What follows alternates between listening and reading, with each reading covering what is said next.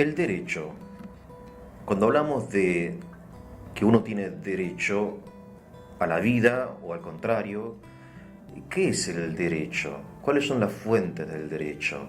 ¿Por qué se discute, digamos, desde el derecho el tema este del aborto, ¿no? Porque entiendo que acá hay un problema de la concepción del derecho en sí mismo. ¿Puede ser? Sí, sí, exactamente. Explíquenos, por favor. Sí.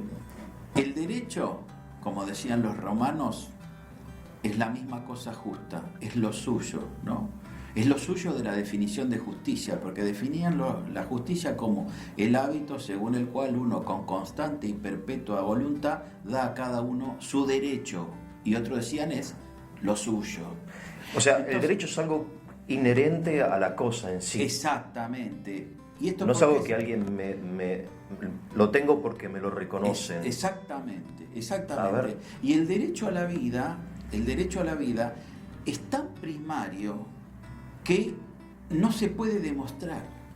Se puede definir, pero no se puede demostrar, como no se puede demostrar el principio de no contradicción. O sea, algo evidente. Es evidente por sí mismo, es lo suyo de la definición de justicia. Por eso ¿Qué es el principio de contradicción, perdón? De no contradicción. Que una cosa no puede ser y no ser al mismo tiempo, ¿no? Que una cosa no puede ser y no ser al mismo tiempo. Eso es algo evidente. Sí, o el principio de causalidad, por ejemplo, también, que es algo evidente que se demuestra experimentalmente, uno lo observa, pero no es una conclusión de un silogismo, claro, son digamos. Principios, como decían, principios indemostrables de la lógica, primeros principios.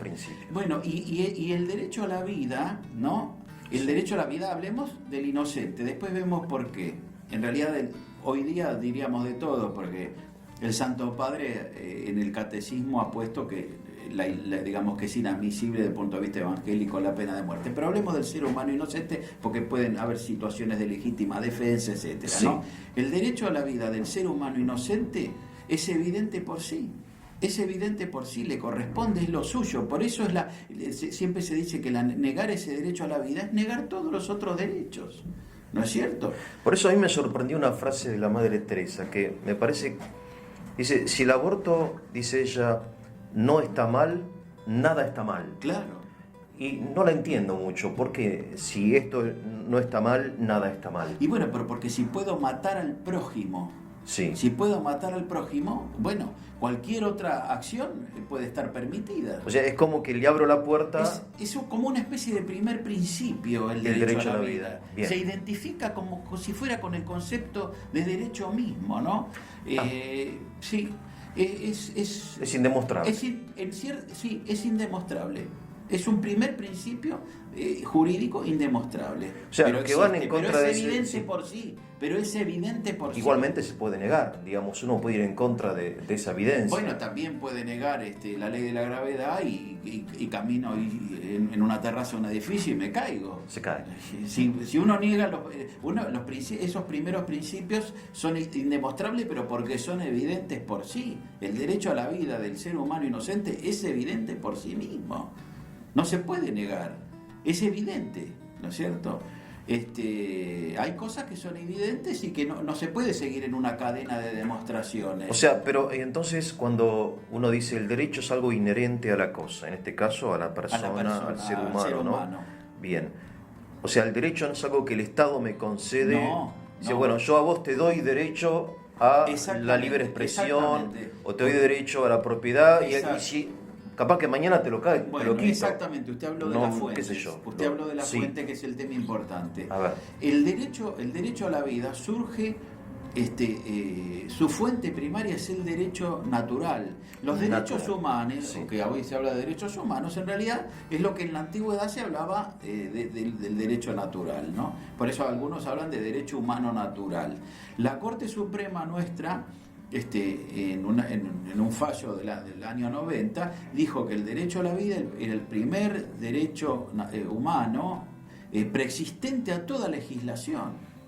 ¿no es cierto? O sea, y que no es reconocido por el Estado. Preexistente a toda legislación. O sea, primero está el derecho, después está la legislación, no al revés. No al revés. Primero está este derecho a la vida que surge del derecho natural, sí. y después es reconocido por el Estado. No se tiene ese derecho a la vida porque el Estado lo reconoce. Entonces no es que el Estado al reconocerlo me da el derecho. No, de ninguna manera. Sino que me lo reconoce porque tengo el derecho.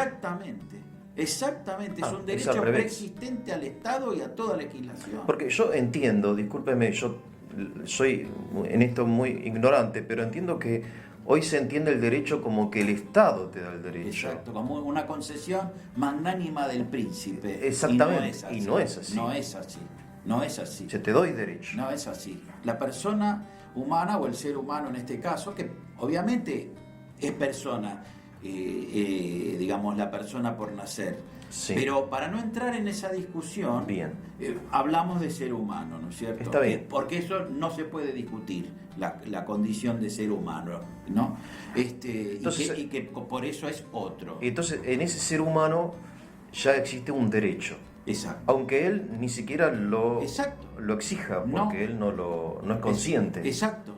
Porque eso de si, digamos, la cuestión de si siente, conoce, la utilizan más para este tema de si es persona o no es persona. Bien. Que para mí no tiene nada que ver, porque cuando alguien está inconsciente no deja de ser persona. O está durmiendo. O está en coma, por ejemplo. No deja de ser persona. Sigue teniendo el derecho. Exactamente. A la vida. Y sigue siendo persona. El Evangelium Vitae dice que merece el trato de persona. Ahí hay una cuestión que ojalá un día la Iglesia declare persona desde la concepción, declare que Dios infunde el alma. Nos hemos ido del tema jurídico. No, está bien. Nos hemos ido del tema jurídico. Yo soy un convencido de que Dios le infunde el alma desde el primer momento de la concepción, ¿no? Porque Cristo, cuando se encarnó de María, y que era persona divina, digamos, ya lo era cuando fue encarnado, porque era persona divina, ¿no? Porque es una persona con dos naturalezas. Claro. Entonces, del momento en que se encarnó, ya era persona. Entonces, eso es lo que se llama la animación, el momento de la animación. Claro, pero es instantáneo. Es instantáneo. Hay causas que producen su efecto instantáneamente, sin una sucesión temporal, ¿no? Y bueno... Usted decía que la Corte Suprema declaró en el año 90, en los años 90, esto de que el derecho a la vida es un derecho humano, un derecho natural, preexistente a toda legislación, y que es reconocido por el Estado, y que es obligación del Estado reconocerlo. Es obligación del Estado reconocerlo. Y bueno, cuando pretende otorgar un derecho al aborto por vía de legislación positiva, en realidad lo que está haciendo, o por un fallo, está haciendo violencia, está haciendo un acto violento. Bien, entonces usted dice, en el orden natural está la cosa, la cosa tiene derechos inherentes ella misma, y después el Estado o el gobierno o la sociedad reconoce esos derechos. Exacto. Mediante legislaciones. Exacto. Mediante la ley. Mediante la ley. Bien, en cambio, en esta mentalidad, no sé cómo llamarla, o positivista. Se llama positivista, sí. Es al revés, al reconocerlo le estoy dando derechos. Exactamente, y por tanto se lo puedo quitar. Se lo puedo quitar. Arbitrariamente, digamos, al criterio del legislador positivo, del legislador humano. O de una mayoría, de un consenso, exacto. De una votación. Tan es así que, por ejemplo, en la antigüedad había esclavitud. Y es más, la Corte Suprema norteamericana había admitido la esclavitud. Hasta 1860 en Estados Unidos había esclavitud. Hasta 1888 en Brasil había esclavitud. Hoy es inconcebible, pero durante miles de años hubo esclavitud. ¿Y eso qué quiere decir? No, le quiero decir... O sea, que el esclavo tenía derechos, pero que no eran concedidos por el Estado. O sea, tenía derecho a ser libre, pero no lo era. Exactamente, por el derecho natural, la esclavitud no puede ser. Pero por legislación positiva, digamos, un ser humano sometió a otro a una condición de esclavo. Era una condición antinatural. Antinatural, pero la ley positiva y fallos judiciales lo reconocían. Entonces, esto no es nuevo. No es nuevo. No es nuevo. No. Porque si usted me refiere de la esclavitud entiendo que empezó en no sé en qué siglo, en el 15, 16, a extenderse, no sé cuándo. No, muchísimo antes. No, pero me refiero después de la cristiandad, empezó después de la cristiandad, con más fuerza, con las colonias africanas. Exacto. Entonces hubo durante muchos siglos estados que se reconocían cristianos, sí, que iban en contra de la naturaleza humana. Sí.